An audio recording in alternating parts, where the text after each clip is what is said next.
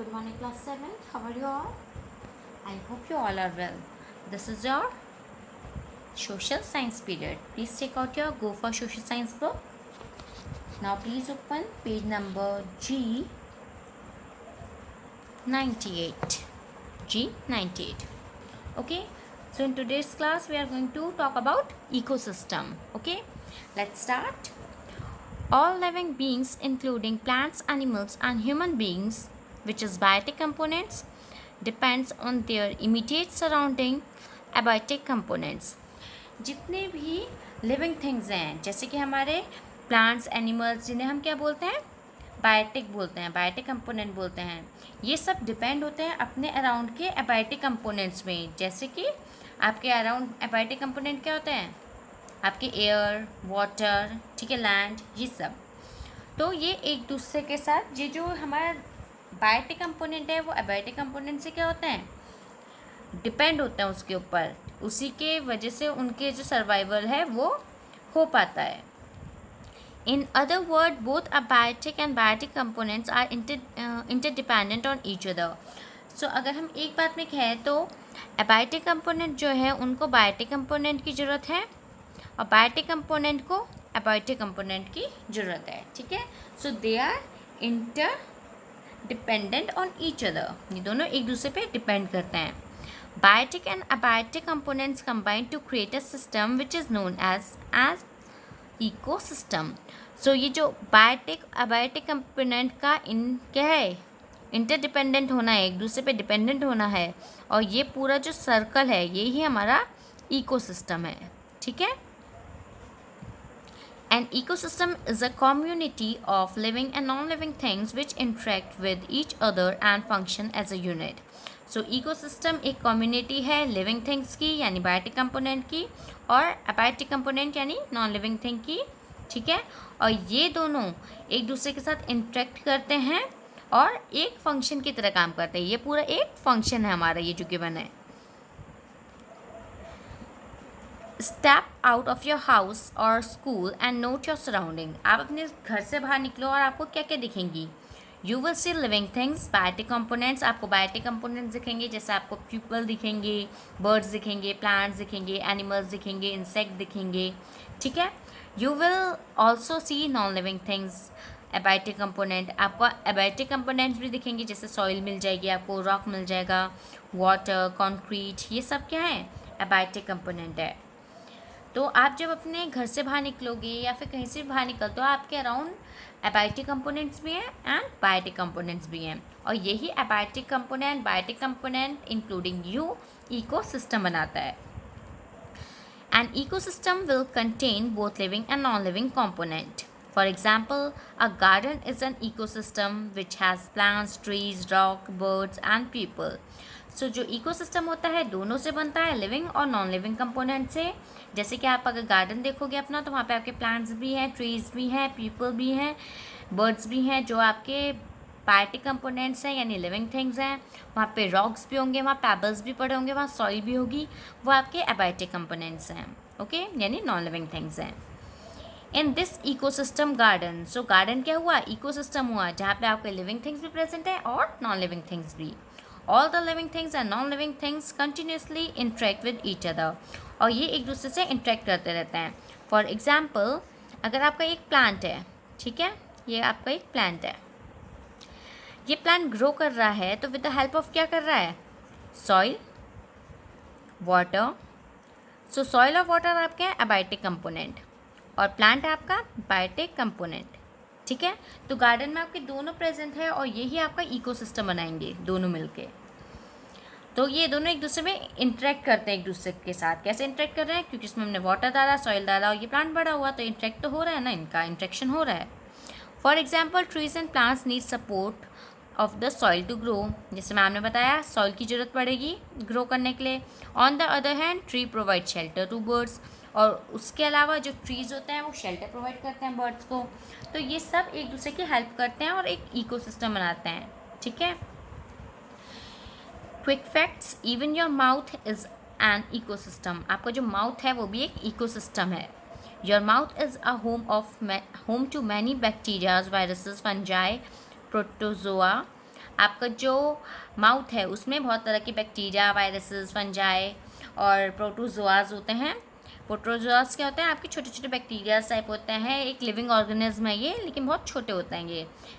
About that we will learn in higher classes. Okay, it has been estimated that there are over 1,000 million bacteria in every milliliter of saliva. हमारा 1 millilitre saliva में 100 million bacterias होते हैं। So you can imagine हमारे mouth में कितना ज़्यादा saliva होता है और उस सलाइवा में कितने सारे बैक्टीरियाज होंगे। ठीक है, तो हमारा माउथ भी क्या है? इकोसिस्टम है, क्योंकि उसमें क्या क्या प्रेजेंट है? बैक्टीरिया हैं, फंजाई हैं, प्रोटोजोआ हैं। कुछ गुड बैक्टीरियाज होते हैं जो आपके माउथ में डिज़ोल्व करने में हेल्प करते हैं, आपके फूड को, ठीक है, तोड़ने में हेल्प करते हैं। तो इस तरह से आपका जो आप बायोटिक हो, और ये सब भी बायोटिक है, लेकिन ये क्या वर्क कर रहे हैं आपके अंदर? एक इन्होंने एक इकोसिस्टम बना दिया अपना। ठीक है, सब लोग मिलके रह रहे हैं जहाँ पे। ठीक है, let's move to the next one. Ecosystem can be small और लार्ज। इकोसिस्टम स्मॉल भी हो सकता है, छोटा भी हो सकता है और बड़ा भी हो सकता है। They can exist on a variety of scale, और ये बहुत वेराइटी ऑफ स्केल में हो सकते हैं। An example of small scale ecosystem is a pond. अब आप पॉन्ड जो होता है हमारा, यानी तालाब जो होता है, उसको देखोगे वो एक छोटा इकोसिस्टम है। इस इकोसिस्टम में क्या क्या प्रेजेंट है? बायोटिक कंपोनेंट प्रेजेंट है, जो कि होते हैं आपकी फिश, एल्गी। ठीक है, एल्गी क्या होता है? जो आपने देखा होगा ग्रीन ग्रीन कलर की काई सी लग जाती है इस तरह से ना, उनको एल्गी बोलते हैं, जो वाटर के अंदर प्रेजेंट होती हैं। Interacting with the abiotic components. Abiotic components क्या होते हैं इसमें? Water and soil. तो जहाँ पे बायोटिक एंड एबायोटिक कंपोनेंट एक साथ होते हैं, वो क्या बनाते हैं? आपके इको सिस्टम बनाता है। अभी पढ़ा था हमने, है ना। तो पॉन्ड सबसे स्मॉल, एक तरह का स्मॉल स्केल का इकोसिस्टम है। Some example of large scale ecosystem are desert, mountains. ठीक है, जैसे डेजर्ट में आपके क्या प्रेजेंट होता है? कैक्टस प्रेजेंट होता है, सॉइल प्रेजेंट, वो सैंड प्रेजेंट होती है। ठीक है, और इस तरह से बायोटिक भी है, एबायोटिक भी है, और दोनों मिलके क्या बना रहे हैं? इको सिस्टम बना रहे हैं। The earth has many different ecosystems and each one has its own climate, soil, plants and animals. अर्थ के पास बहुत सारे इकोसिस्टम है, जैसे कि हमने अभी पढ़ा, डेजर्ट है, माउंटेन है, पॉन्ड है, सीज है, आपके ओशंस हैं। ये सारे क्या हैं? इकोसिस्टम्स हैं, और इनका अपना ही क्लाइमेट होता है, सॉइल होती है, प्लांट्स होते हैं, एनिमल्स होते हैं। ठीक है, जो प्लांट्स, कैक्टस होता है वो राजस्थान में उगता है। ठीक है, लेकिन जो मैंग्रोव्स होते हैं वो हमारे कहाँ उगते हैं? वेस्ट बंगाल साइड। ठीक है, वेस्ट बंगाल साइड क्या होते हैं? मैंग्रोव्स होते हैं। तो इस तरह से अलग अलग तरह के प्लांट्स, एनिमल्स, यहाँ पे इंडिया में जैसे है, हमने गुजरात की बात लें तो गिर फॉरेस्ट में क्या प्रेजेंट है? लायन प्रेजेंट है। ठीक है, लेकिन अगर हम यहाँ पे उत्तराखंड की बात करें, उत्तराखंड में जो नेशनल पार्क है वहाँ क्या प्रेजेंट है? हमारे एलिफेंट प्रेजेंट है। तो डिफरेंट टाइप ऑफ एनिमल्स भी हो सकते हैं। क्लाइमेट राजस्थान में बहुत गर्म होता है एज़ कम्पेयर टू हमारे हिली स्टेशन, जैसे जम्मू कश्मीर हो गया या लद्दाख हो गया, वहाँ ठंडा होता है। ठीक है, तो ये सब चेंज होते हैं, मतलब अलग इकोसिस्टम का अलग क्लाइमेट भी होता है, सॉइल भी होती है वहाँ के अलग, प्लांट्स भी और एनिमल्स भी। जैसे सॉइल यहाँ की कैसी होती है? यहाँ पे कैसी सॉइल मिलती है? Black soil, alluvial soil. लेकिन राजस्थान साइड जी अगर हम डेजर्ट में जाएं, डेजर्ट में हमें क्या मिलती है? सॉइल नहीं मिलती, सैंड मिलती है ना। तो ये डिफरेंट होते हैं हर इकोसिस्टम में। Some are man made while others are natural ecosystem. कुछ तो मैन मेड होते हैं और कुछ नेचुरल होते हैं। मैन मेड कौन सा होता है? जो मैन खुद बनाता है। जैसे आपके घर में एक्वेरियम है, अगर है तो आपको पता होगा कि वो आप मैन ने बनाया है। ऐसा नहीं है कि वहाँ पे पहले से एक बॉक्स था, उसके अंदर पानी होगा, पानी में मछलियाँ आ गई, ऐसा नहीं होता। ठीक है, in on the other hands जो आपके रिवर होता है वो है आपका नेचुरल, क्योंकि वहाँ पे नेचुरली ही पानी आता है, पानी बहता है, उसमें फिशेज होती हैं। ठीक है, तो वो नेचुरल इकोसिस्टम है। For example an aquarium is a man made ecosystem while a pond is a natural system. वैसे ही तालाब जो होता है वो भी क्या होता है? नेचुरल इकोसिस्टम होता है। Can you think of some other man made and natural ecosystem? और कुछ सोच सकते हो आप इकोसिस्टम के बारे में कि आपके आसपास कोई हो मैन मेड या नेचुरल? जैसे आपके कोई बॉटनिकल गार्डन्स होते हैं, बॉटनिकल गार्डन्स होते हैं ना, वो मैन मेड होते हैं। नेचुरल क्या हुआ है आपके इकोसिस्टम में? जैसे फॉरेस्ट हो गए आपके। ठीक है, okay, this activity you have to do by your own. My beautiful garden. A garden is an example of ecosystem on a small scale. Garden एक एग्जाम्पल है इकोसिस्टम का एक छोटे स्केल में. Look around in your garden and list on the biotic and abiotic component that you find there. आपको अपने garden जाना है और वहाँ पे ढूंढ कर देखना है कि यहाँ पे क्या बायोटिक है क्या अबायोटिक है. फॉर एग्जाम्पल मैंने लिख दिया यहाँ पे मेरे यहाँ रोज़ प्लांट है एक. ठीक है, so I write rose plant. Abiotic component में मेरे पास सॉइल प्रेजेंट है. और क्या प्रेजेंट हो सकता है अबायोटिक कंपोनेंट्स में? Pot, water. ठीक है, तो rest you will do by your own. Okay, this is our homework. Next, we and our environment. हम और हमारा environment. Several years ago, man depended on plants and hunted animals for their food. बहुत साल पहले तक man depend होते थे plant और एनिमल्स पे अपने खाने के लिए. वो एनिमल्स को हंट करते थे, उन्हें पकड़ते थे, मारते थे, खाते थे और प्लांट्स को तोड़ के उसमें से फ्रूट्स वेजिटेबल भी खाते थे. He adapted to the environment and led a very simple life. उसने इस तरह से अपनी इन्वायरमेंट में अडेप्ट कर लिया, उस तरह से वो उसके हिसाब से ढलने लग गया और उसने एक अपनी सिंपल सी लाइफ स्टार्ट कर दी. He fulfilled his need with whatever was available around him. उसने अपनी नीड को फुलफ़िल करने के लिए उसके आसपास जितनी भी चीज़ थी उसका यूज़ किया. However, as times went by, the needs of human grew and became varied. और लेकिन ऐसा हुआ कि विद टाइम जो ह्यूमन है उनकी जो नीड है वो बढ़ती गई और बढ़ने के साथ उनकी उसमें अलग अलग वैरायटी भी निकलने लगी. फॉर एग्जांपल जो बेसिक नीड थी वो तो चाहिए थी, उसके अलावा भी उसको एक्स्ट्रा नीड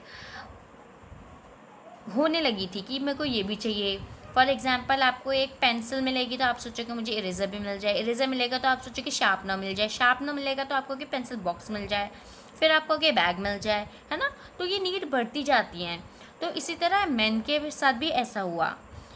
पहले उसकी जो नीड थी, जो बेसिक नीड थी फूड वगैरह, वो तो चलो बेसिक नीड थी, लेकिन उसकी जो नेक्स्ट नीड थी जो कि इतनी ज़रूरत नहीं थी फिर भी उसने यूज़ की, है ना, वो नीड उसकी आने लग गई थी उसके पास. Man learn to grow crops, make better weapons too. Let's move to the next page. Hunt and slowly started modified the surroundings to meet his growing demand. So धीरे धीरे मैन ने क्रॉप्स लगाने स्टार्ट किए. ठीक है, यानी wheat rice वगैरह. फिर उसने वेपन बनाने स्टार्ट किए ताकि वो ईज़िली एनिमल को हंट कर सके. एंड धीरे धीरे उसने अपनी लाइफ को अपनी डिमांड के हिसाब से मॉडिफाई कर दिया उसने अपने सराउंडिंग को. The wheel was discovered. फिर क्या डिस्कवर किया उसने? व्हील डिस्कवर किया ताकि वो काम ईजिली कर सके. Electricity was invented and demand for more space for industries and better lifestyle grew. So wheel discover हुआ, उसके बाद इलेक्ट्रिसिटी भी इन्वेंट हुई, उसके बाद उसकी जो इलेक्ट्रिसिटी की डिमांड थी, ठीक है, वो भी बढ़ने लगी और उसके साथ उसकी इंडस्ट्रीज़ भी बढ़ने लगी और लाइफस्टाइल बढ़ने लग गया. However, in the process man started cutting trees to put up factories and houses without realizing the long-term effect of his act. और इसी तरह जैसे मैंने बोला यहाँ तक तो चलो बेसिक नीड थी उसकी, ठीक है, लेकिन उसके बाद जो मैन था उसने ट्रीज़ को कट करना भी स्टार्ट कर दिया अपनी फैक्ट्रीज़ के लिए, अपने हाउसेस के लिए. वो मोर देन वन हाउस बनाने लगा, फैक्ट्रीज़ बनाने लगा जिनका कोई यूज़ हो ना हो उसको नहीं पता था. तो इस तरह से वो बिना ये सोचे कि आगे इसका इफ़ेक्ट क्या पड़ेगा ट्रीज़ कट करने का, वो ये सब काम करता रहा. We have focused on creating everything new around us. और हम फोकस करने लगे कि हमारे अराउंड की जितनी भी चीज़ें वो नई हो, इनोवेटिव हो, डिफरेंट हो. और डिफरेंट के चक्कर में हमने ये नहीं सोचा कि हमारा जो इन्वायरमेंट है वो उससे इफ़ेक्ट हो रहा है और वो भी नेगेटिव वे में इफ़ेक्ट हो रहा है. And ignoring what we already have and are losing very fast nature. और ये भूलते हुए कि ये इग्नोर किया हमने कि हमारे पास ये चीज़ है, हम इसी चीज़ का यूज़ कर सकते थे. हम धीरे धीरे ट्रीज़ को काट रहे थे, हम अपने जो इन्वायरमेंट है उसे क्या कर रहे थे, ख़राब कर रहे थे. और सबसे ज़्यादा हम एक चीज़ खो रहे थे, वो था हमारा नेचर, जो कि जैसा होना चाहिए वैसा ही होना रहना चाहिए था, लेकिन बिकॉज ऑफ आवर नीड हमने उसे बिल्कुल चेंज कर दिया. Okay, so today we are going to read till here. In next class we are going to start from here. Okay, I hope you understand till here. With this the class end here. I will see you the next time. Till then, stay home, stay safe.